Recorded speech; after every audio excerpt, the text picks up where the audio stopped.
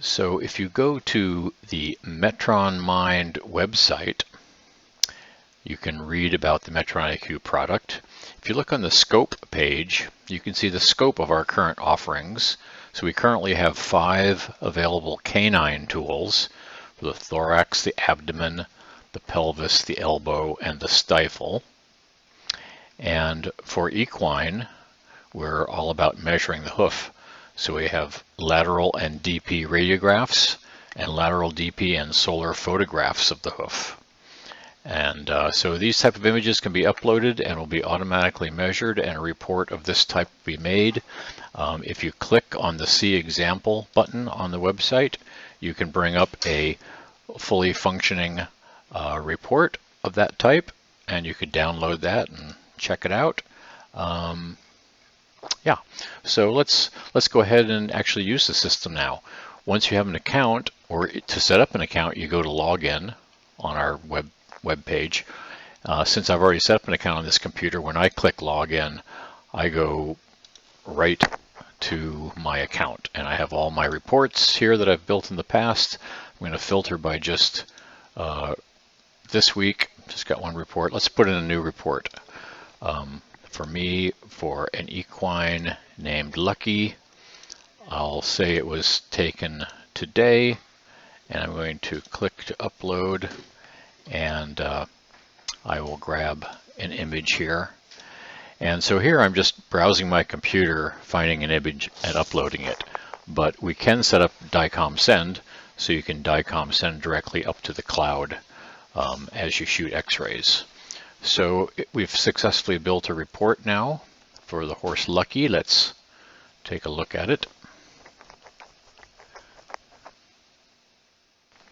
Okay, so the report will build a cover page, and with your clinic name on it, you can put your logo here or a picture of your clinic or whatever. And then here we've built a 3-page report for that one image.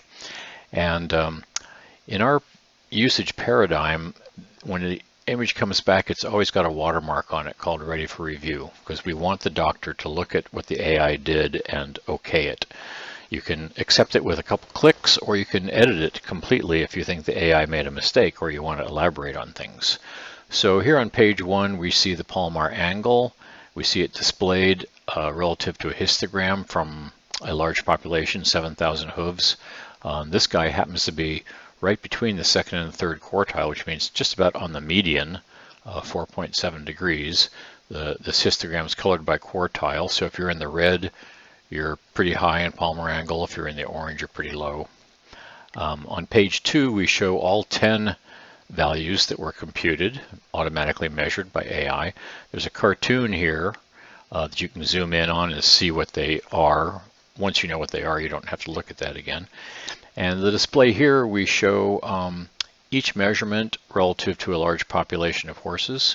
And what we've done here is we color the central 70% of horses green, and we show 15% on the low side, 15% on the high side. So roughly speaking, we can say the measurement is normal if it's in the green zone. So quickly look here, you can see that all the measurements in the green zone, except this one, P3 descent, a little bit on the high side. P3 descent is a measure of the bone sinking within the hoof capsule, and you don't want that to be big, or it means you're sinking. So that's a little bit high, but maybe not too bad. And then on page 3, we have a special analysis where the AI has traced this blue curve. And from this blue curve, we can judge if the pedal bone is cuppy or flattened and remodeled.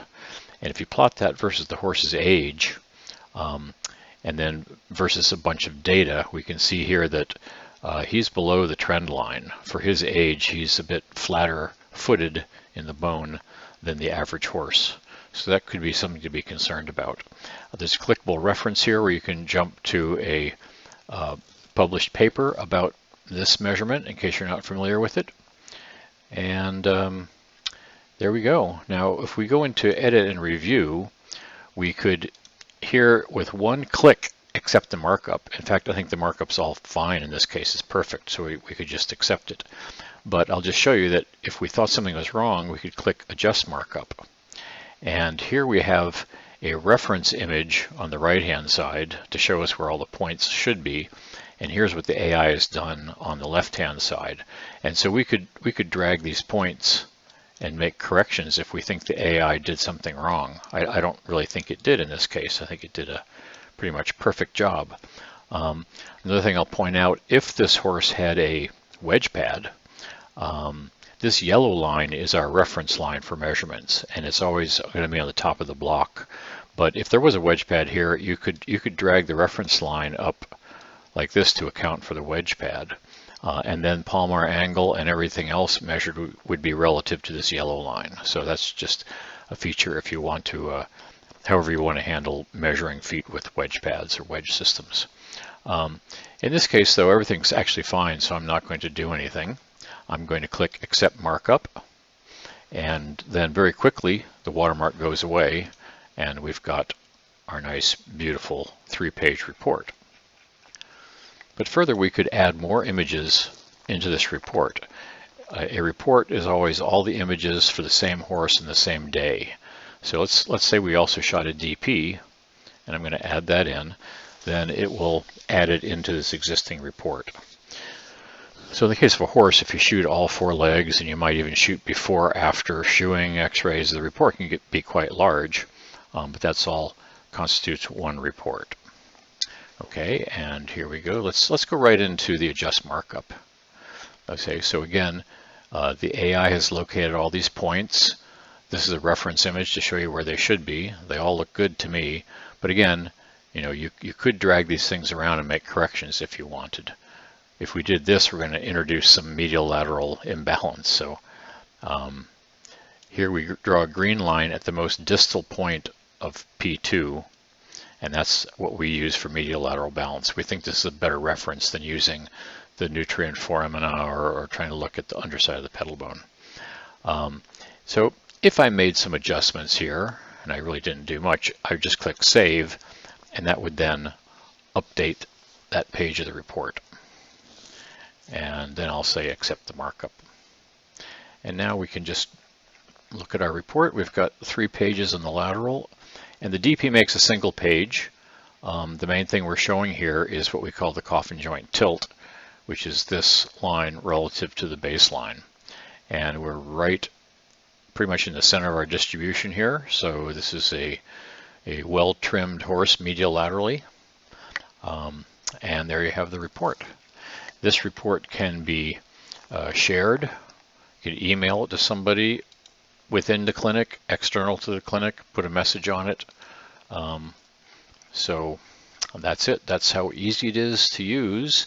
And if you were using the DICOM send feature, the images would be automatically DICOM sent up, the report would get built, and at the end of the day or at any time later, you come up to log into your account, you'd see all the reports that were automatically created for you for that day. Then you do a very quick check and accept them or correct them if you think they need correcting. And you're done. Super easy and super powerful.